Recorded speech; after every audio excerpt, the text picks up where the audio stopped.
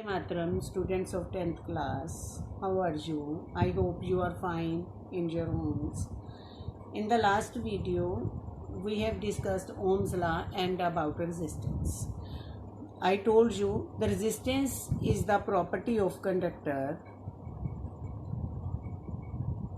Resistance is the property of conductor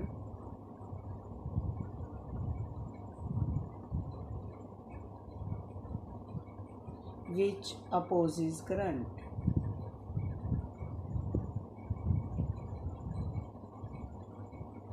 We have discussed it. What is resistance? That property of conductor which opposes current, मतलब जो current को flow नहीं होने देती, उसको रोकती है.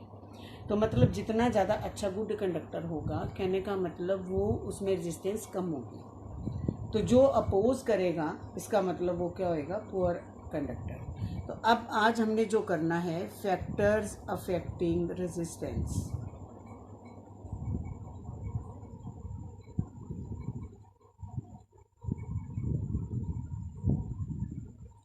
Factors affecting resistance. कौन से फैक्टर्स हैं जो रेजिस्टेंस को अफेक्ट करते हैं, और the what are the factors on which resistance depends. उसमें पहला है length of conductor.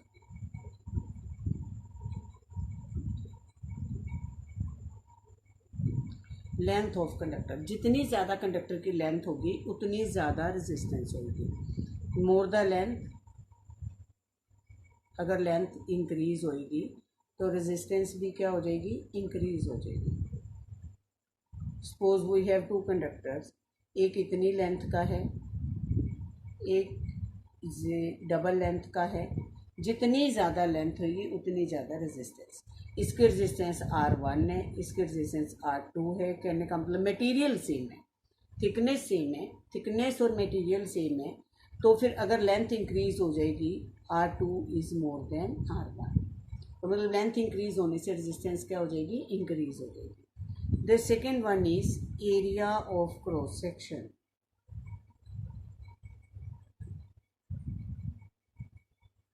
Cross section of conductor. Area of cross section. Area of cross section क्या होता है, जैसे थिकनेस, उसे हम क्या कह देते हैं, थिकनेस. कहने का मतलब एक ये कंडक्टर है, दोनों की लेंथ सेम है, पर एक कंडक्टर जो है वो थिकर है पहले वाले से. इसकी रेजिस्टेंस है R1, इसकी रेजिस्टेंस है R2. तो ये जो है कंडक्टर जो है length area of cross section के इन्वर्सली, जैसे लेंथ के डायरेक्टली प्रोपोर्शनल. लेकिन हम ऐसे भी लिख सकते हैं, एरिया इज ये डायरेक्टली प्रोपोर्शनल टू लेंथ. अगर लेंथ इंक्रीज होने पे रेजिस्टेंस इंक्रीज होती है, तो कहने का मतलब इसको हम क्या कहते हैं, डायरेक्टली प्रोपोर्शनल. अब अगर एरिया इंक्रीज होने पे रेजिस्टेंस क्या होती है, डिक्रीज होती है. रेजिस्टेंस क्या होती है, डिक्रीज. अगर एक चीज़ इंक्रीज होने पे दूसरी डिक्रीज हो तो इसे हम क्या कहते हैं, इन्वर्सली प्रोपोर्शनल. तो it is inversely proportional to area of cross section. आपके सामने इन्वर्सली प्रोपोर्शनल शो करने के लिए हम क्या करते हैं, ऐसे 1/A लिखते हैं. मतलब अगर एरिया ये ज़्यादा हो गया, थिकर होगी वायर, तो उसमें रेजिस्टेंस क्या हो जाएगी, कम हो जाएगी. जहाँ पे हमें कम रेजिस्टेंस चाहिए होती है वहाँ पे हम वायर को थिक कर देते हैं. तो यहाँ पे हम लिख देंगे R1 is more than R2. यहाँ पे R2 की ज़्यादा थी क्योंकि लेंथ इंक्रीज हो गई थी. अब R2 की रेजिस्टेंस कम है, R1 की ज़्यादा है क्योंकि ये थिनर है और ये थिकर है. The third factor is temperature.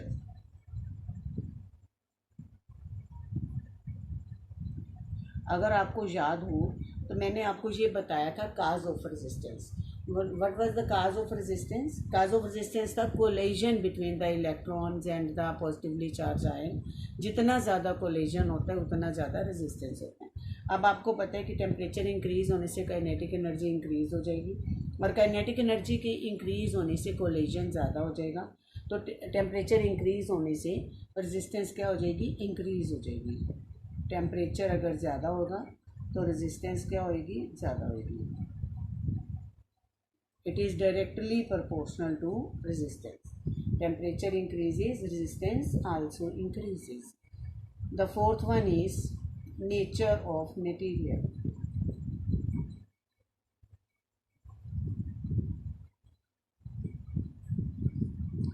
अब अगर हम दो कंडक्टर ले लें, उनके लेंथ भी सेम ले लें, एरिया भी सेम ले लें, टेम्परेचर भी सेम रख लें, फिर भी दो कंडक्टर की रेजिस्टेंस सेम नहीं होगी, क्योंकि नेचर ऑफ मटेरियल पे भी डिपेंड करेगी। मान लो एक हमारे पास वायर है, क्या कहते हैं, चलो सेम थिकनेस सेम लेंथ, एक हमारे पास कॉपर की वायर है, एक नाइक्रोम की है, नाइक्रोम की है। अब किसकी रेजिस्टेंस ज़्यादा होगी? नाइक्रोम की ज़्यादा होगी, क्योंकि कॉपर गुड कंडक्टर है। देख लो आपके सामने, टेम्परेचर भी हमने चेंज नहीं किया, सेम है, लेंथ भी सेम है, थिकनेस भी सेम है, पर रेजिस्टेंस नाइक्रोम वाले की ज़्यादा है। मटेरियल पे भी डिपेंड करती है, नेचर ऑफ मटेरियल। सभी मटेरियल की इक्वल रेजिस्टेंस नहीं होती है, मटेरियल पे डिपेंड करता है, किसी की कम किसी की ज़्यादा। जिसकी रेजिस्टेंस कम होती है उसे हम गुड कंडक्टर कह देते हैं, जिसकी रेजिस्टेंस ज़्यादा होती है उसे हम पुअर कंडक्टर कह देते हैं। अगर हम ये 4 फैक्टर्स हो गए, इसमें अगर हम टेम्परेचर को कांस्टेंट कर दें, नेचर ऑफ मटेरियल सेम ले लें, तो बाकी कौन से 2 फैक्टर्स पे डिपेंड करेगी? लेंथ और एरिया पे। तो हम लिख देंगे फॉर सेम मटेरियल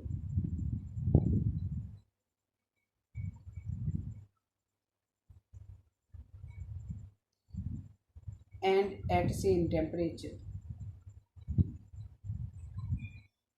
ये 2 फैक्टर तो बीच में से निकल ही गए, टेम्परेचर हमने सेम रखा, मटेरियल हमने सेम रखा, मतलब दोनों कॉपर की वायर ले ली, टेम्परेचर भी दोनों के लिए सेम है। तो रेजिस्टेंस किस पे डिपेंड करेगी?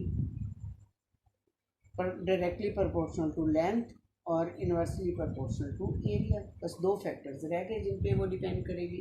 अगर हम इसको कलेक्टिवली लिखें, ये पहले और दूसरे को, तो ये क्या आ जाएगी? Proportional to L/A। अगर हम इसको प्रोपोर्शन का साइन हटाएंगे तो यहाँ पे ये क्या आ जाएगा? रो।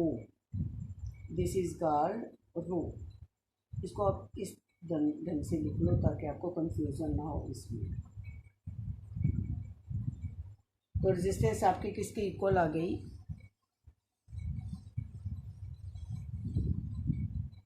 R is equal to rho L/A। यहाँ पे ये जो रो है इसे हम लिखते हैं रो, और ये क्या है? कांस्टेंट।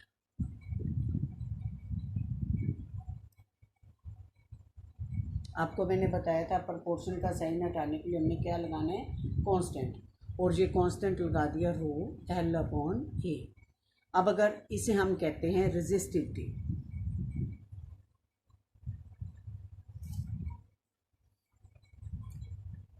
रो को हम क्या कहते हैं? रेजिस्टिविटी, और इसका दूसरा नाम है स्पेसिफिक रेजिस्टेंस।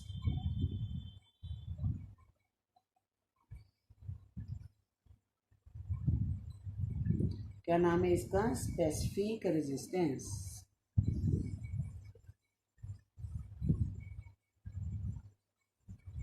अब ये रेजिस्टिविटी है, अब रेजिस्टेंस R है, ये रेजिस्टिविटी है, दोनों में बहुत डिफरेंस है, सेम बात नहीं है, नाम चाहिए आपको सेम लग रहा होगा।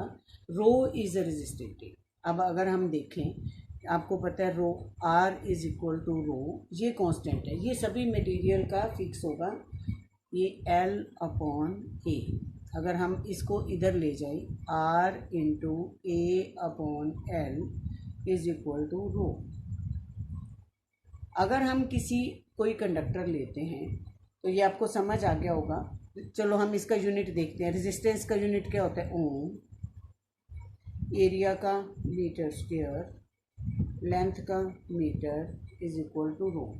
ये मीटर से मीटर कट जाएगा तो इसका ओम metre.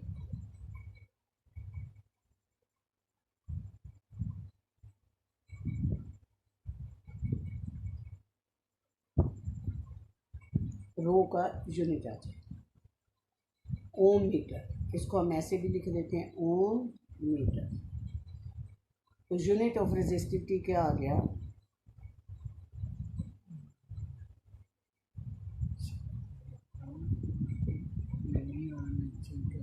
Om metre. Unit of resistivity क्या आ गया? ओम मीटर। तो अब रेजिस्टेंस का यूनिट क्या था? ओम। रेजिस्टिविटी का यूनिट क्या आ गया? ओम मीटर। ठीक है, समझ आया? ओम। अब हम देखते हैं रेजिस्टिविटी है क्या। अब ये देखो, ये रेजिस्टिविटी किसके इक्वल है, आपके सामने R into A upon L. अगर हम कोई कंडक्टर लेते हैं, let a conductor having length is equal to 1 meter and area of cross section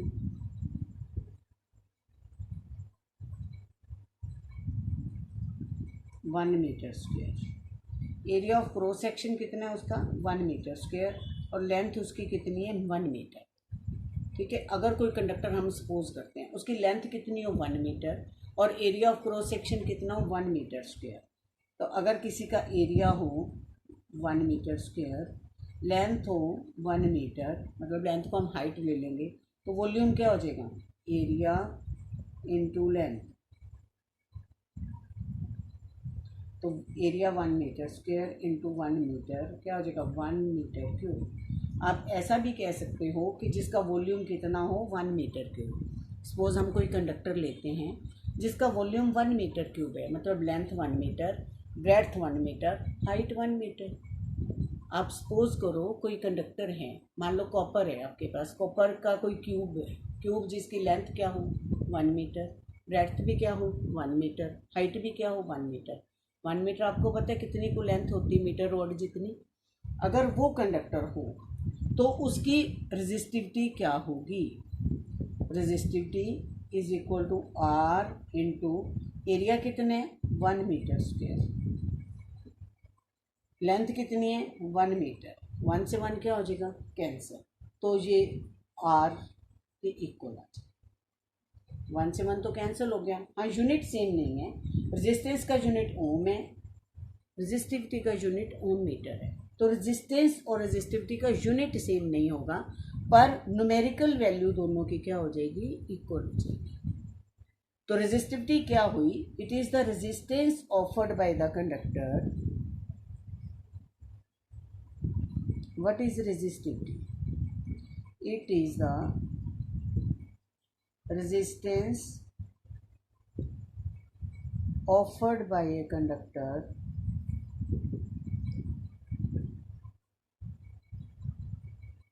having length 1 meter and area of cross section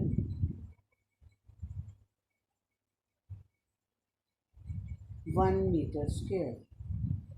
और हम ये भी लिख सकते हैं और वॉल्यूम 1 मीटर क्यूब, एक ही बात है। लेंथ 1 मीटर हो, area of cross section 1 metre square हो, एक ही बात है। उसको हम ऐसा भी लिख सकते हैं कि वॉल्यूम कितना हो 1 मीटर क्यूब। कहने का मतलब एक कंडक्टर जिसका वॉल्यूम 1 मीटर क्यूब हो वो जितनी रेजिस्टेंस ऑफर करेगा वो उसकी क्या होगी रेजिस्टिविटी। तो what is resistivity, it is the resistance offered by the conductor having length 1 meter and area of cross section 1 meter square at given temperature। साथ में हम टेम्परेचर जो रूम टेम्परेचर होगा अंडरस्टूड है वही हम ले लेंगे, ठीक है, एट गिवन टेम्परेचर और room temperature.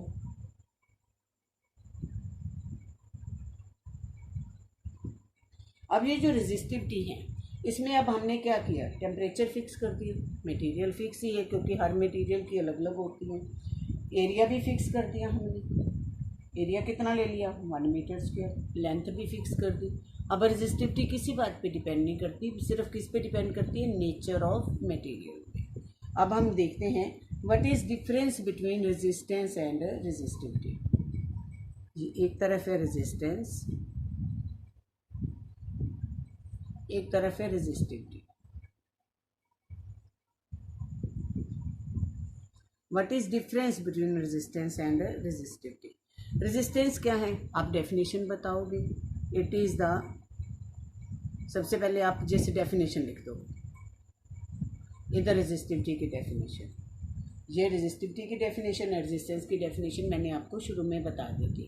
It is the property of conductor which opposes current, What is the resistivity?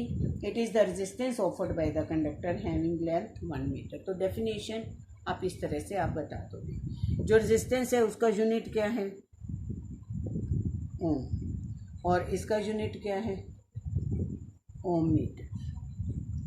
ठीक है, उसके बाद it depends upon length, area of cross section,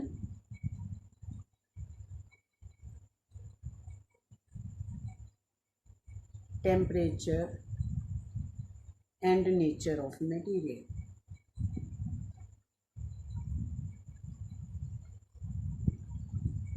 बस ये किस पे सिर्फ डिपेंड करेगी? It only depends on nature of material.